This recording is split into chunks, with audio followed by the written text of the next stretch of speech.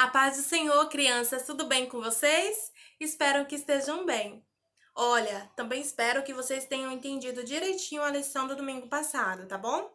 Vamos falar hoje sobre uma lição muito interessante que traz verdades importantíssimas sobre a nossa salvação, que foi o encontro que Jesus teve com Nicodemos, lá em João 3, do 1 ao 7 e do 15 ao 18. Mas antes de falarmos sobre esse encontro, vamos falar sobre Nicodemos. Quem era ele? O que ele fazia?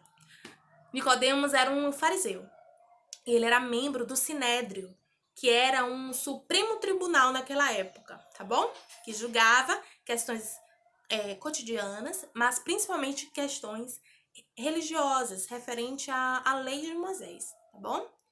Então, Nicodemos, ele reconheceu Jesus pelos milagres que ele realizava. Ah, mas esses milagres eram significativos? Eram sim. Jesus deu vista aos cegos, ele fez mudos falarem, surdos ouvirem, coxos, aleijados até de nascença andarem novamente, né? Andarem, no caso do de nascença, pela primeira vez.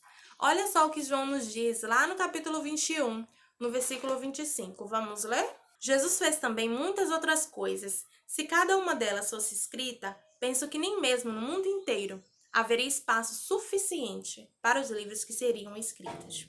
Então, além desse episódio do encontro de Jesus com Nicodemos em João 3, Nicodemos aparece em outras duas situações. No capítulo 7, quando ele questiona seus companheiros se prenderiam um homem, que seria Jesus, sem mesmo julgá-lo, né? Sem mesmo ouvir as suas acusações e até a sua defesa, né? E eles iriam contra a lei, né? Porque estavam com raiva, porque tinham alguma coisa contra Jesus, eles iriam contra a lei dessa forma? E também aparece no capítulo 21, depois que Jesus é crucificado. Ele e José de Arimateia vão até Jesus, pegam o seu corpo e o preparam para o enterro, né? Nicodemos leva óleos, especiarias e prepara o corpo de Jesus com aquilo para o enterro e dá um enterro digno ao Senhor, honroso, porque ele foi enterrado num sepulcro novo, onde ninguém havia sido antes enterrado, tá? Então, Nicodemos foi à noite se encontrar com Jesus. E daí a gente já tira uma lição. Olha só, ele não queria ser visto à luz do dia com Jesus. A maior parte dos líderes naquela época, dos líderes religiosos, eles não reconheciam Jesus como Messias, eles não acreditavam porque Jesus dizia ser o Filho de Deus, né? E dizia ser o Messias, enfim. Ou melhor, as pessoas diziam isso dele também, né? Então, Nicodemos foi à noite se encontrar com Jesus e disse Rabi, que quer dizer mestre. Bem sabemos que o Senhor é mestre vindo de Deus, porque ninguém pode fazer essas maravilhas que tu fazes se Deus não o permitir, se Deus não for com ele.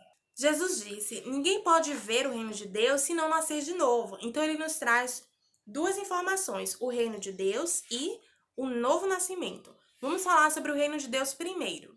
O reino de Deus, ele, digamos assim, não foi esperado pelos judeus, porque eles aguardavam o Messias, né, o prometido de Deus, como um líder político, né, que viria libertá-los do Império Romano. Naquela época, eles eram governados pelo Império Romano. Então, eles pensavam nesse tipo de restauração, sabe? De voltar a ser como eram, de liberdade, né, política, de eles poderem ir e voltar, né, sem se preocupar em dar satisfações para o Império Romano. Então, eles esperavam isso, mas Deus, ele contrariou essas expectativas, porque ele não veio restabelecer um antigo reino, ele veio estabelecer um novo reino. E desse novo reino, a lição nos traz três características que vamos falar aqui. Primeiro, não é um reino material, ou seja, ele não se limita ao nosso mundo físico. Ele não pode ser destruído e é maior do que todos os reinos. E não está ali ou lá, né? Não está ali em um país específico, numa cidade específica, não está.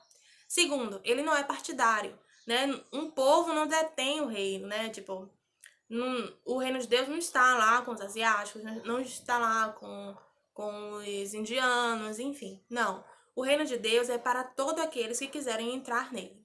E terceiro, o reino de Deus preza pela justiça. Qualquer injustiça ou maldade é desprezada no reino de Deus. Não há exclusão de pessoas. Deus não faz acepção de pessoas. Então, até aqueles que são desprezados, desamparados pela sociedade, são bem-vindos no reino de Deus. E é neles que Deus tem um particular interesse, porque ele vai transformar a vida dessas pessoas de uma forma que elas não imaginam. Agora vamos falar sobre o novo nascimento. Jesus disse para Nicodemos, né, que tem que nascer de novo, nascer da água e do Espírito. Na verdade, da água e do Espírito ele fala logo depois. Mas ele fala nascer de novo. E Nicodemos diz: como pode um homem velho, já nascido, voltar ao ventre de sua mãe e nascer de novo? Então ele levou ao pé da letra. A gente consegue compreender que, primeiro, o novo nascimento é espiritual, tá? Então, Jesus critica Nicodemos porque ele poderia ter esse conhecimento, porque os profetas já haviam anunciado sobre essa restauração. Vamos ver lá em Ezequiel, capítulo 36, versículos 25 ao 27. Vamos ler. Aspergirei água pura sobre vocês e ficarão puros. Eu os purificarei de todas as suas impurezas e de todos os seus ídolos. Darei a vocês um coração novo e porei um espírito novo em vocês. Tirarei de vocês o coração de pedra e lhes darei um coração de carne. Porei o meu espírito em vocês e os levarei a agirem segundo os meus decretos e a obedecerem fielmente às minhas leis. Então, depois disso, Jesus fala: o nascimento é da água e do Espírito. Da água e do Espírito significa ter o coração, a maneira de pensar e o caráter transformados a partir do conhecimento de Deus. Então, a partir dessa renovação pelo conhecimento de Deus, conseguiremos experimentar a boa, agradável e perfeita vontade de Deus. Prestes a terminar essa conversa com Nicodemos, Jesus fala algo que vem a ser um versículo muito especial para nós, João 3,16. Porque Deus amou o mundo de tal maneira que deu o seu Filho unigênito, único, para que todo aquele que nele crê não pereça, mas tenha a vida eterna. Primeiro, todos os homens estão na mesma condição. Pecadores, estavam destinados a morrer, a perecer, sem Deus, sem perdão. Segundo, o reino de Deus se torna acessível por uma iniciativa do próprio Deus. Ele, por amar o mundo de tal maneira, deu seu Filho unigênito. Como diz também Romanos 5,8, mas Deus prova o seu amor para conosco em que Cristo morreu por nós, sendo nós ainda pecadores. Terceiro, uma decisão é necessária. Mas o processo da salvação, da transformação mediante a palavra, não são processos espirituais, divinos? Sim, de fato, mas só ocorrerão se você abrir a porta do seu coração para Deus entrar. Ele não vai invadir e realizar a transformação.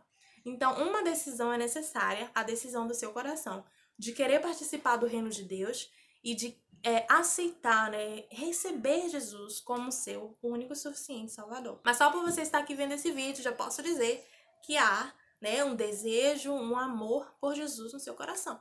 Continue firme e constante, porque a Bíblia de Aplicação Pessoal diz uma coisa interessante no comentário que tem sobre Nicodemos, que Deus, ele prefere um crescimento firme e constante, e não uma mudança instantânea, uma perfeição instantânea. Olha, não tem registro de que Nicodemos, no final da conversa com Jesus, ele reconheceu ele como Salvador.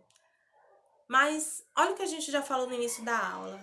Ele defendeu Jesus no Sinédrio, ele participou do enterro de Jesus. A gente pode, né, concluir que aquela conversa com Jesus foi um divisor de águas, que foi algo inexplicável, né? Algo que realmente fez uma diferença na sua vida. Ele reconheceu Jesus como alguém especial, como alguém enviado por Deus. E o encontro com Jesus é muito importante para que nós consigamos prosseguir na nossa caminhada cristã. Então, eu espero que você tenha esse encontro com Jesus. Se não teve ainda, que tenha, que o encontre de uma forma que você não vai querer largar mais, que você vai querer prosseguir nesse caminho sempre. Então, aqui finalizamos nossa aula.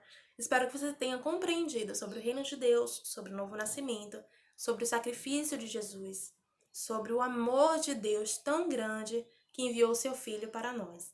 Um abraço bem forte, qualquer dúvida fala com a gente. Não esquece do desafio da semana, tá? Beijo!